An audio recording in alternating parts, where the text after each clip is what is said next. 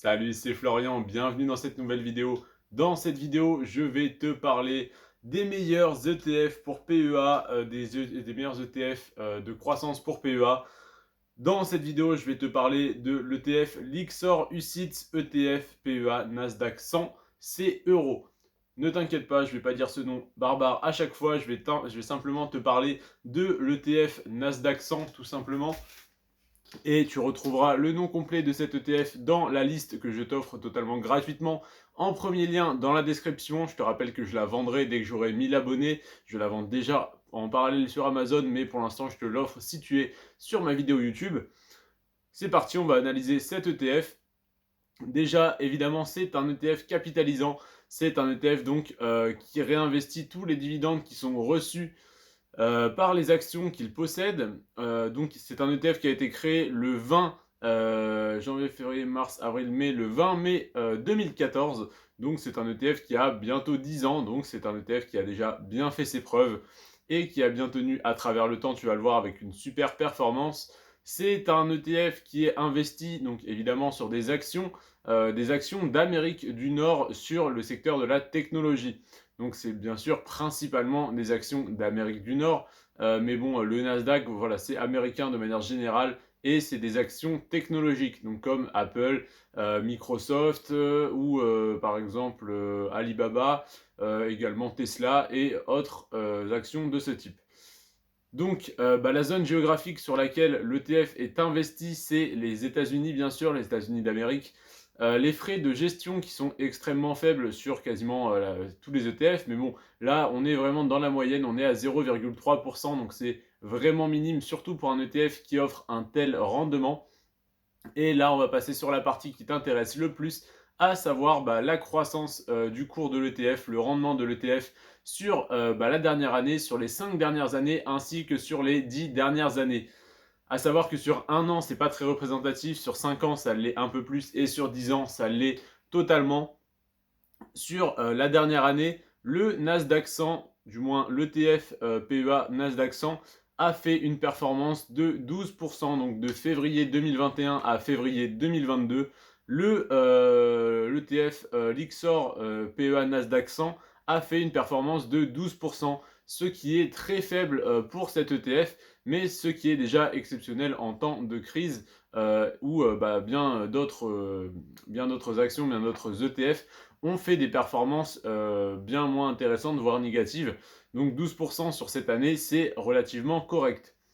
Ensuite, sur 5 ans, le Nasdaq a connu une augmentation de 165%, ce qui fait donc du 33% en moyenne par an sur les 5 dernières années. Donc c'est énorme et c'est là qu'on se rend compte que les 12% de cette année, qui sont dus principalement à la récession de décembre et janvier, et début février 2022, où vraiment les actions principalement technologiques, mais le marché de manière générale a bien baissé. Donc c'est pour ça que voilà, cet ETF sur les 100 plus grosses entreprises dans le milieu de la technologie aux États-Unis est très bas au final, mais on reste dans le positif malgré en fait, la catastrophe qu'on a eue ces derniers mois en bourse et principalement sur le secteur technologique.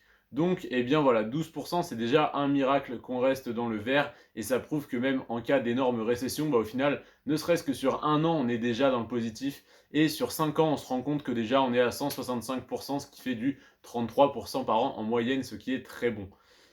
Ensuite, sur 10 ans, c'est là qu'on se rend compte vraiment de la performance de l'ETF.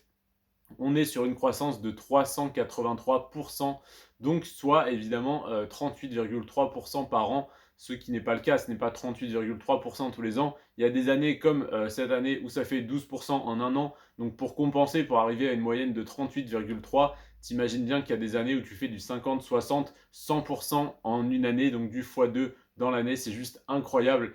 Et c'est pas possible sur beaucoup d'ETF, mais là franchement, c'est pas encore le meilleur ETF que je vais te présenter, mais c'est franchement un des meilleurs quand même. Il est dans le top 3.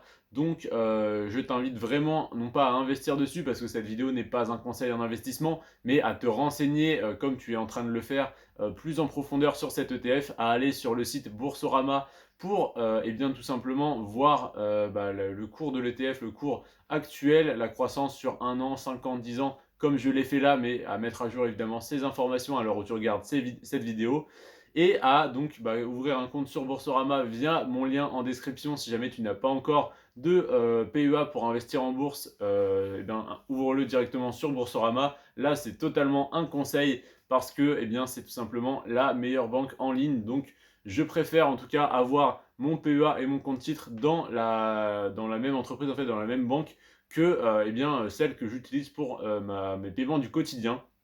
Donc, j'ai tout simplement mon compte courant, mon livret A, mon livret de développement durable et solidaire, mon compte d'épargne financière piloté, comment dire, mon assurance vie, ainsi que mon PEA et mon compte titre. Et je t'ai dit mon compte courant, évidemment, j'ai plusieurs comptes courants. J'en ai un pour mon bien immobilier, j'en ai un donc tout simplement pour payer sur Internet, sur lequel je laisse très peu d'argent, et j'en ai un qui me sert pour mes dépenses du quotidien.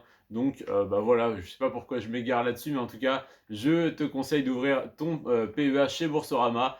Et donc, si jamais l'ETF Lixor ETF PEA Nasdaq 100 t'intéresse, eh bien de l'acheter sur Boursorama. Je te remercie d'avoir regardé cette vidéo en entier. N'hésite pas à me proposer d'autres ETF pour PEA que je connaîtrais peut-être déjà, mais que je ne connaîtrais peut-être pas, qui sont au moins aussi intéressants que ceux proposés dans ma liste en premier lien dans la description, toujours gratuite, profites-en. Donc n'hésite pas, voilà, à regarder cette liste, et si tu connais un ETF au moins aussi intéressant que le dernier de la liste, eh bien propose-le moi, je l'analyserai si ça n'est pas déjà fait, et je le rajouterai à ma liste s'il m'intéresse. Je te remercie d'avoir regardé cette vidéo jusqu'à la fin. N'hésite pas à t'abonner, à liker, à laisser un commentaire.